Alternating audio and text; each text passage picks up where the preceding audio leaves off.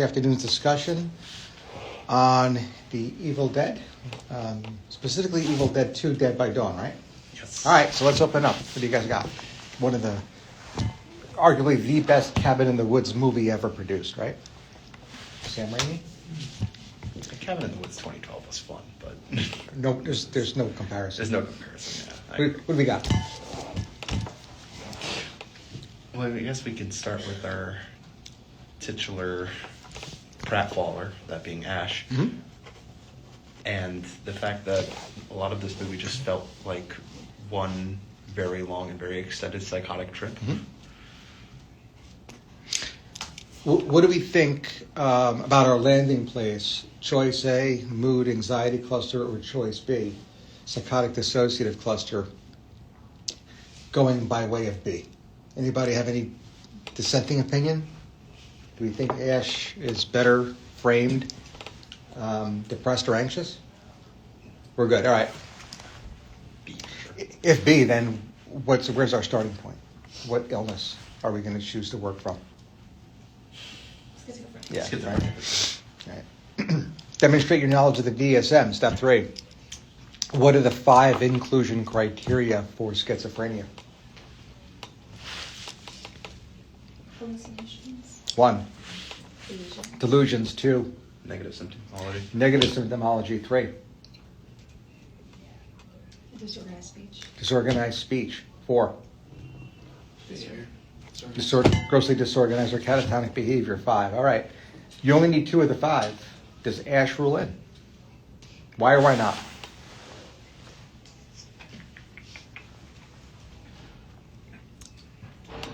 Certainly for hallucinations. Hallucinations, for sure. Yeah. Right. Perceptual disturbances, hallucinations. Right. We need 2.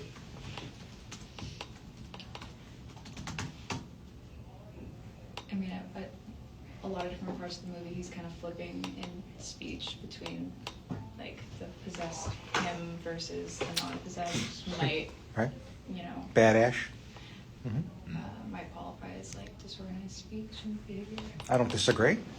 Any other evidence? Do we have 3 or more? I don't think disorganized behavior, because there is, many points in the movie where he's like laughing and jumping at lamps that are moving. So I would say that's a bigger indicator rather than disorganized speech, because disorganized speech has to do with the actual like possession of him not being himself, which I think could be considered another thing as well. Mm-hmm. But I think disorganized speech and hallucinations are the 2 main ones. Yeah. His behavior is grossly disorganized. No, there's no doubt about it. Anything else? I mean, he has the delusion in a sense that he's being persecuted by something, yeah. Some phantom in the cellar? Yeah, so the answer is yes. He has at least 2. Step 4. Appreciate that schizophrenia is a diagnosis of exclusion. And now list me the illnesses we have to consider and investigate in the case of Ash. So effective. Yeah, schizoaffective. Yeah, what's 1? 4 more. Mood disorder with psychotic features. That's 2. A mood disorder with psychotic features. 3 more. Like a physical medical condition. Yep. So a psychosis or a psychotic disorder due to an underlying medical condition. 2 more. Substance-induced psychosis. 1 more. Autism spectrum disorder. Yeah. Right. There is evidence in this movie that Ash is afflicted with an autism spectrum disorder. A, yes. B, no. C, doesn't matter.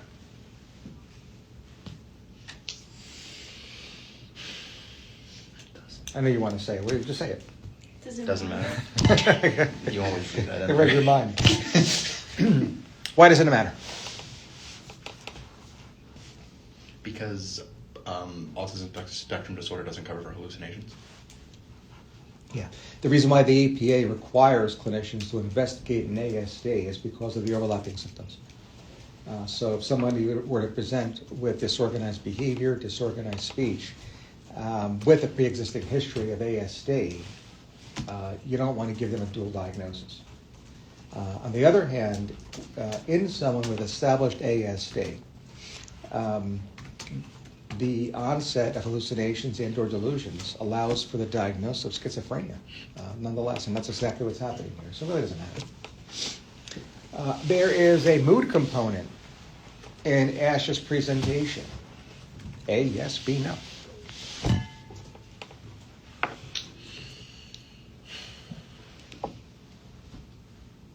Yes. All right. If so, we need to consider schizoaffective or a primary mood disorder with psychotic features. We have to keep them on the differential. Right? If there were prominent mood symptoms, we'd have to tease out which came first. And the easiest way to do that is establishing time frames, which the movie does not allow us to do. But if we can find evidence that Ash is experiencing psychosis in the absence of mood, then the primary disorder is likely a primary psychotic disorder, and that's called schizoaffective. If it's in the reverse order, if we think that there's evidence of mood symptoms in the absence of psychosis, then we establish a primary mood disorder, and we have diagnosis of mood disorder with psychotic features. Any gut here?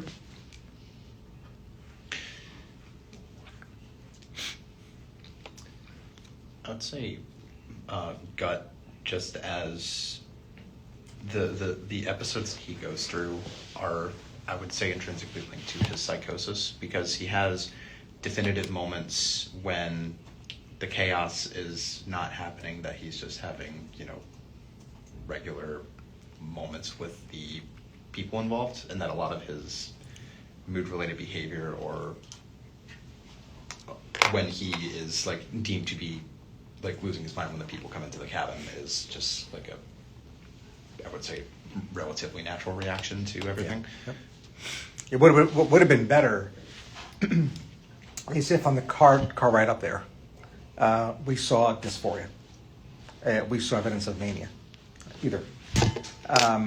Because prior to getting to the cabin, not much going on with the Deadites. So that would have been nice. We were robbed from that experience. We were robbed from that diagnosis, because that would have established a primary mood disorder. But that's the conversation. That's the discussion.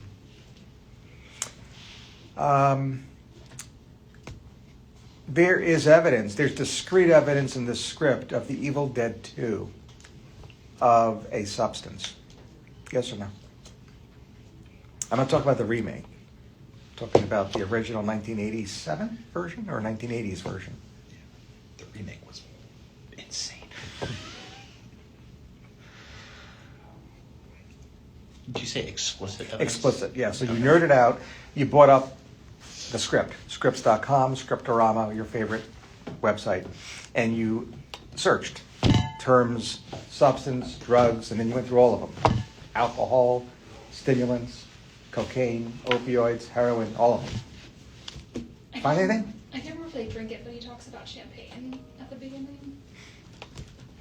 So you actually found that? Well, he says to her. I know. I'm just trying to paint you as a nerd. I don't want to get There too was much. he was drinking at the beginning of the movie before everything went to. Yeah, all right. So we have to keep that. Now, quantity and quality, all right? So if there is heavy alcohol intake, I think the consideration of a substance-induced, in this case an alcohol-induced psychotic disorder, is higher on our list.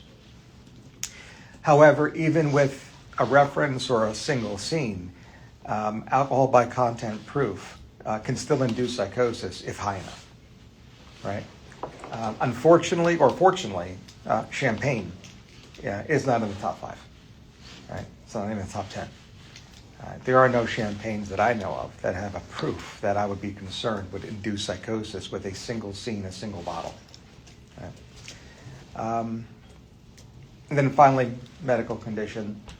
There are scenes, there are discrete scenes, discrete information about Ash having a medical condition that might explain his psychotic symptoms. No? I think it followed the onset of the psychotic symptoms, but there was a scene where he, like, his head crashed very hard into, I think, like, the side of the house or something. If anything, that would be a perpetuating factor, specifically a perpetuating biological factor as to why maybe the psychotic symptoms persisted, but they wouldn't explain the onset. That's per your idea. All right. I mean, given his age, I think we would still keep this in the differential. He's not young, and he is male.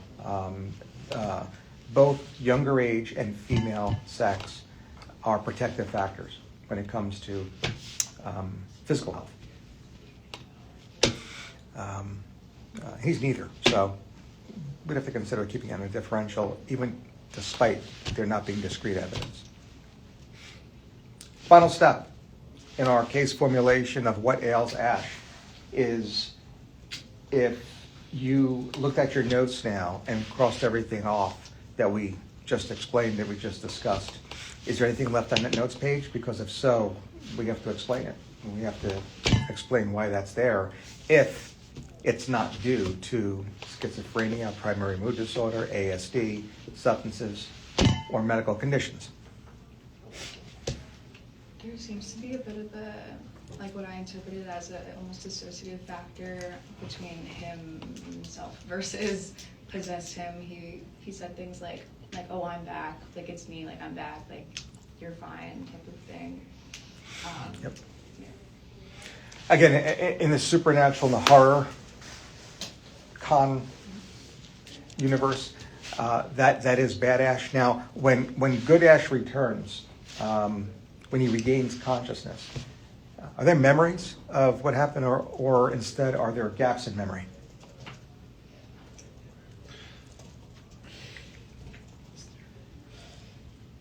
This is the question the clinician would ask the patient, right, or the patient's family. Because if gaps in memory, we're very consistent with DID. I'm not sure once there are other people in the vicinity that he's interacting with, but when he's alone, there are cuts in the screen between him interacting with the demonic entity, and then he's suddenly like back in another spot. Like the instance I'm thinking of is I think he was, I don't know, fighting it to some extent, and then it cuts to him like waking up in a chair that he was in way at the beginning of the scene. Yeah. That's true. We have to get DID in the differential. Yeah. Now, where in clinical practice we are, I think, more likely to investigate milder forms of dissociation and remind ourselves that we have a differential that we have to consider. That is, for instance, the mildest form, albeit clinically significant, depersonalization, derealization disorder. If Ash rules in, we have to think perhaps dissociative amnesia. If he rules in for dissociative amnesia, we understand that both aspects of depersonalization and derealization are captured by that single diagnosis. And even then, we have to investigate DID, because if he rules in for dissociative identity disorder, the amnesia, the episodes of depersonalization and derealization are all wrapped up in that single diagnosis. And so, bottom-up processing. However, this is so over-the-top DID when it comes to, I mean, again, the horror community knows of bad Ash. That it's difficult not to start there and now have top-down processing. So even though clinically it's irrelevant, or with less relevance, the primary importance is in teaching. So it looks like this might be established DID. However, let's discuss dissociative amnesia, where gaps in memory are hallmarked as clinically significant. That is beyond what would be explained by normal forgetfulness. There is a qualifier or specifier to this. That is, if somebody were to rule in for dissociative amnesia, there is further questioning to focus on what? What's the specifier for DA?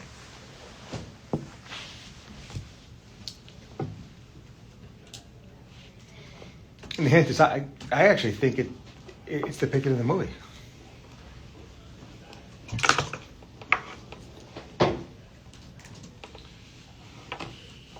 Wait, sorry, can you ask the question again? Yeah, anytime somebody gets diagnosed with dissociative amnesia, there's an APA specifier that we have to consider. That is, dissociative amnesia can be with or without blank. Is it a distinct change in personality? No, that's a DID. That's DID. Right. Is it like dissociative fugue where you're going to another? Yeah, yeah. Fugue is defined as the travel away from one's home, where the individual may even assume a different identity. And even though that, I think Bad Ash is much more than a new identity. He loses conscious awareness. That's a dissociative state. That's DID. Nonetheless, he does travel, right? I mean, this whole thing takes place in a cabin in the woods. So,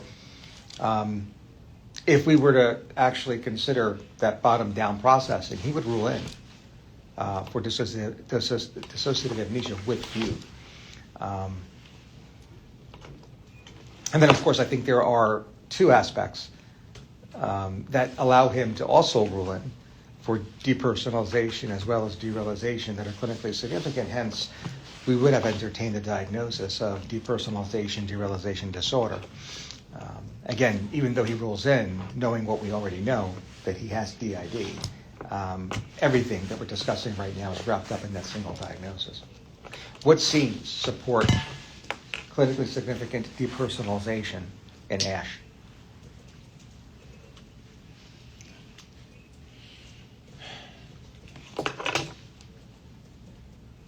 I don't know if this is entirely correct, but I'm thinking like out-of-body experience-esque things when his hand was like not his hand type of thing. Arguably the most iconic scene ever shot in, at least splatter horror, perhaps all of horror. I remember the first time I saw that scene, I was like, where am I? What am I doing here? And I want more.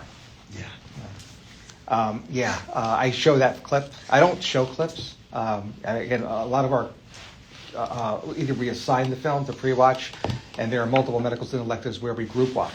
I very rarely show clips at all. That is one clip I do show. I'm not showing it today because you've already seen the movie, but that is the one clip I will show. That makes the top 1%, right? Can't get it better. Nobody ever forgets what depersonalization is when they see that clip. Yeah. Right? And why does his hand become possessed? What is literally the scene just prior to that results in that iconic scene?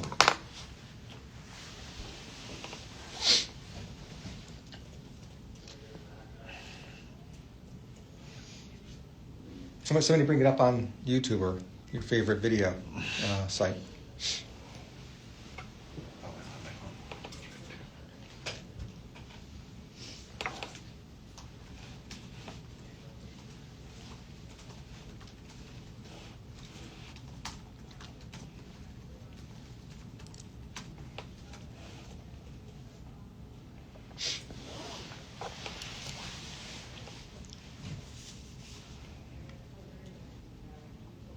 Oh, wait. Didn't he get bit by the head? The head that dropped into his He- lap after he woke up in the chair? He does, but that's not why. Well, not it. that's not it. Okay.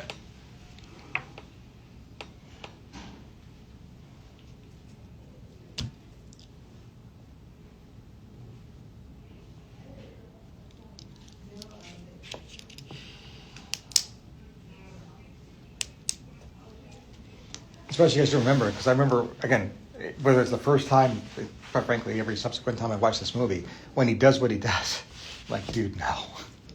Why would you? The rocking chair? Yeah. Yeah. He's touching. Yeah. The rocking chair begins to rock by itself, and he thinks it's a good idea to just pass his hand through it to see what might be there. Sorry, man. I know I'm trapped in the woods, and I know the script does not allow me to leave that cabin, but no. The great news, though, is that the very scene that causes him to have that detached feeling with regard to his arm, with regard to his hand, is evidence of derealization. Right? Evil Dead 2, Dead by Dawn, highlights a character, Ash, that demonstrates clinically significant depersonalization, derealization, and due to some suspected gaps in memory as well as travel away from his home, less the assumption of a new identity. Further rules in for dissociative amnesia with fugue. And then upon the recognition of bad Ash, that good Ash has a mental status change that hallmarks a change of consciousness that takes over his identity. He actually rolls in for DID. So he actually goes through the progression quite nicely. Right?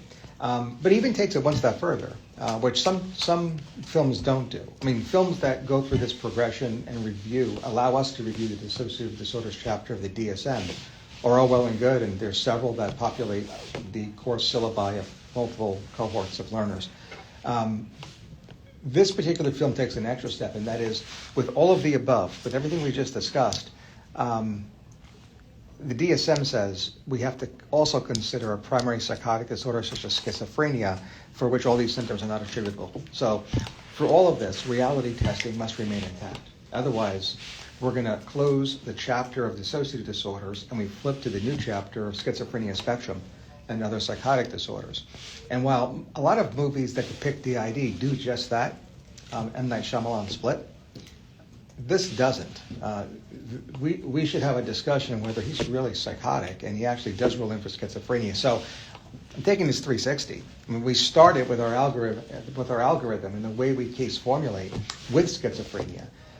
We decided to investigate DID, and even though it seems like, this is one of the more straightforward, if not dramatic presentations, fictional presentations of DID in film. We might be right back where we started. This might be schizophrenia after all, because I'm not so sure reality testing actually remains intact.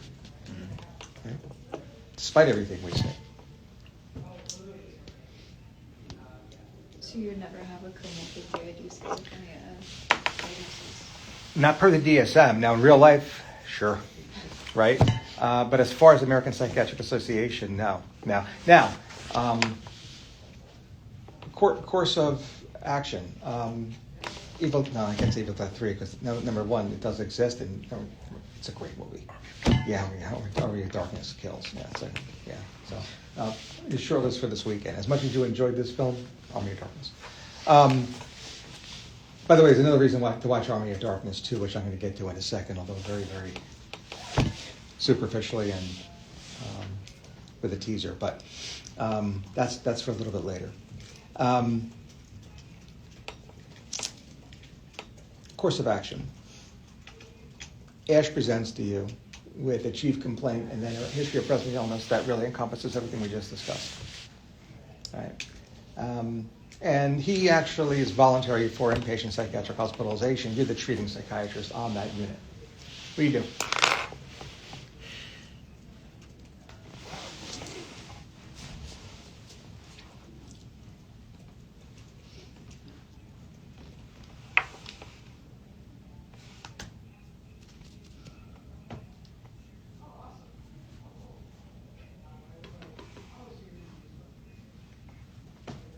Would you see if symptoms reside with antipsychotics? That's where you start. If the American Psychiatric Association tells us that if reality testing does not remain intact, we have to strongly consider schizophrenia or another psychotic disorder. Let's see how it responds. Because if the delusions and the perceptual disturbances, the hallucinations abate, but we still get to see bad Ash. To your point, maybe there's a comorbid disorder because the antipsychotics would not be expected to treat the dissociative episodes, not in DID, right? So that's the way I think we would formulate our treatment plan. Other characters, Evil Dead 2, Dead by Dawn. What do you think of Professor Nobley? Before you guys...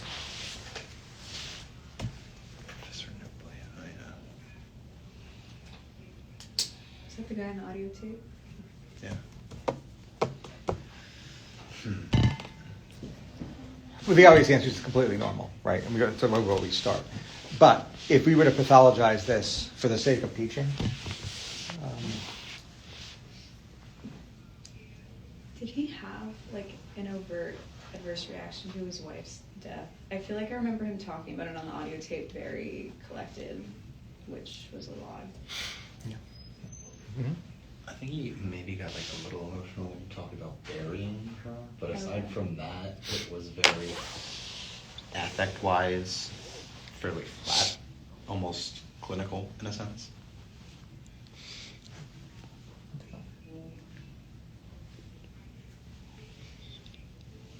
What would you say to a professor that tells you they're making an appointment for depression as a result of the passing of his wife? And as part of that story tells you that he just returned from Kandahar, where in a back chamber of a castle, he discovered the Necronomicon Ex Mortis. I mean, I would lean forward and I want to hear more, but not every psychiatrist is me. Right? Yeah, exactly. Yeah. So, I mean, to the extent that one would go to a cabin, and I know it was the 80s, and I mean, cabins and woods just, I mean, if you've seen Joss Whedon's Cabin in the Woods, I mean, it takes all the Cabin in the Woods movies, or Cabins in the Woods movies of the 80s, and just gets it to another level. That was a thing. But again, if we could take this in isolation and knowingly pathologize for the sake of teaching. Taking all of this up to a remote cabin to do what he does probably starts within the discussion of the cluster A personality disorders. You know, odd, eccentric behavior. But, I mean, again, he's an archaeologist, and he may have had a major find, so it's always normal until it's not. But that's where my thought would be. Now, with the cluster A personalities, and what are the 3 cluster A personalities? I named one. What are the other 2?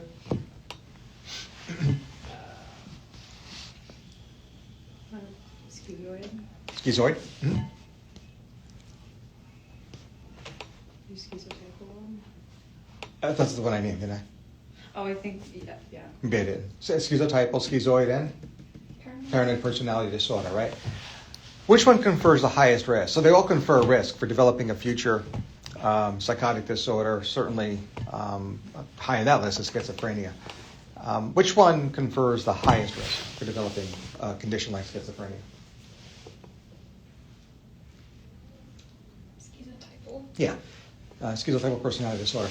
And if he has schizotypal personality,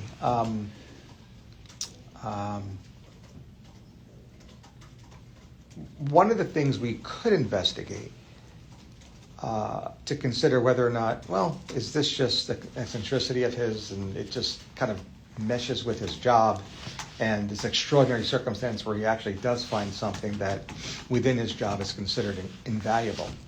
I would need to talk to his daughter, right? Because we do know that even though there is some evidence that personalities and personality disorders can be inherited, there's a heritability, it's nowhere near the heritability of schizophrenia, right? So if his daughter begins to demonstrate signs and symptoms suggestive of schizophrenia, I'm thinking, no, the professor, at the very least, does have a personality disorder that is in that cluster A. And this might not just be us pathologizing for the sake of teaching. So let's switch over and talk about the other character in the cabin, his daughter. What's her name? Alice? No. Annie? Annie? Annie? No, the second week in a row we have an Annie. That's cool. I mean, anybody ever pause and consider that everything we're seeing is through her eyes, her perspective? Until, of course, she gets beheaded, buried, comes back. Because if we take that first person perspective and choose Annie as the lens through which we'll see and therefore interpret this film, she might be psychotic. Are we talking about his daughter Annie or Linda, who's beheaded in the beginning? I'm sorry, it's Annie. Okay. No, Wait. I'm not taking it back. It was Linda. Sorry, Okay. you're right. Okay, yeah, Linda, yeah. Yeah, Linda. Sorry. Is Linda really beheaded, or do we continue to see it through her perspective? Right, something to consider. And I'm only building the narrative of Professor Nobley's case.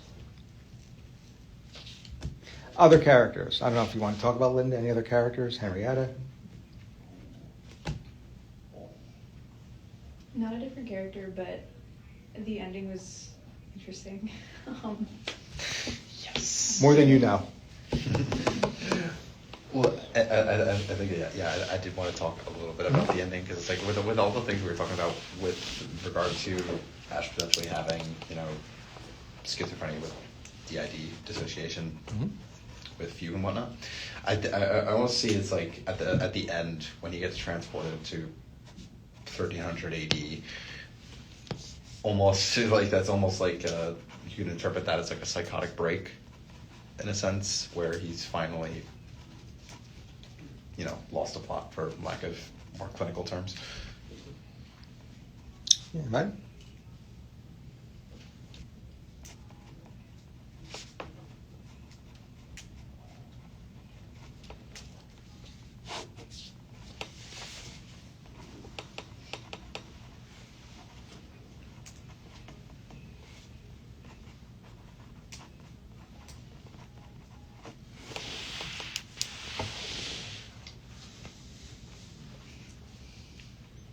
So we're going to cut it. We're going to cut it here. I will announce. I'll assign the Night's Watch films on the Twitter platform on X later on this afternoon, but for purposes of our Q&A for you guys here. The next movie to watch here is Donnie Darko. The next movie to watch here is Donnie Darko, and I think when we discuss Donnie Darko, we're going to inadvertently just answer that question that we posed. Right, so that's the teaser. All right. That question, okay. Yep. All right, we'll leave it there, and we'll see everybody back next week.